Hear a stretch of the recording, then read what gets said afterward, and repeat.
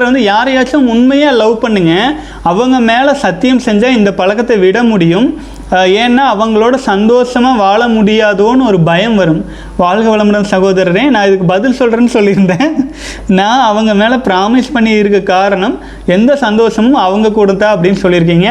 வாழ்க வளமுடன் சகோதரர், அதில் எந்த தவறும் இல்லை, குறையும் இல்லை. கண்ணின் கடைப்பார்வை காதலியர் காட்டிவிட்டால் மண்ணில் குமரருக்கு மாமலையும் சிறுகடுகான்னு காதலுக்கு இருக்கிற வலிமை உலகத்தில் எதுக்குமே இல்லை. அந்த அளவுக்கு நீ ஒரு மிகப்பெரிய வலிமை அதில் இருக்குது. ஆனாலும் இந்த காலத்தில் நீங்கள் சொல்கிற அதே விஷயம் வேறு மாதிரி மாறி அந்த காலமாட்டம் இல்லை ஆச்சுங்களா. நம்ம காதலிக்கிறோம் அப்படின்னா நம்ம காதலுக்கு தகுதியானவர்களாக அவர்களும் இருக்காங்களா அப்படிங்கிறதுலையும் கிளாரிஃபை பண்ணிக்கணும். அது நான் வந்து என்னோடய கருத்தாக மட்டும் நான் சொல்லிக்கிறேன் ஆச்சுங்களா. தகுதியற்ற இடத்தில் நீங்கள் செலுத்தும் அன்பும் பயனற்றது. அதுக்கு தகுதியானவங்களா உங்களை முழுமையாக நீங்கள் நினைக்கிற மாதிரியே அவங்க உங்களையும் நினைக்கும் போது அது நீங்கள் முழுமையாக உணர்ந்தால் நீங்கள் அந்த ப்ராமிஸ் எல்லாம் பண்ணுறது ஒர்க் அவுட் ஆகும். இல்லை என்றால் தேவதாஸ் மாதிரி ஆகி போயிடும் வாழ்க்கை ஆச்சுங்களா. நீங்கள் நம்பி அந்த மாதிரி நிறைய பேர் சீரழிஞ்சிருக்கிறாங்க. திருமணம் முடிஞ்சு வீட்டுக்கு வந்தவங்க கூட அந்த ஒரு நம்பிக்கையற்ற ஒரு சூழல் நிலவிட்டு இருக்குதுங்க. இது களி காலத்தில் வாழ்ந்துட்டு இருக்கிறோம். உங்களை நீங்கள் காப்பாற்றிக்கிங்க.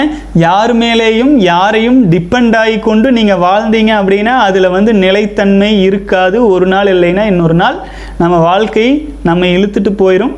அதாவது நம்ம எதை முழுசாக நம்புகிறோமோ அதுலேருந்து தான் ஆண்டவன் நமக்கு பாடம் புகட்ட ஆரம்பிச்சிடுறாங்க. ஆகவே நான் இதை வந்து பர்சனல் அட்வைஸாக சொல்லிடுறேங்க.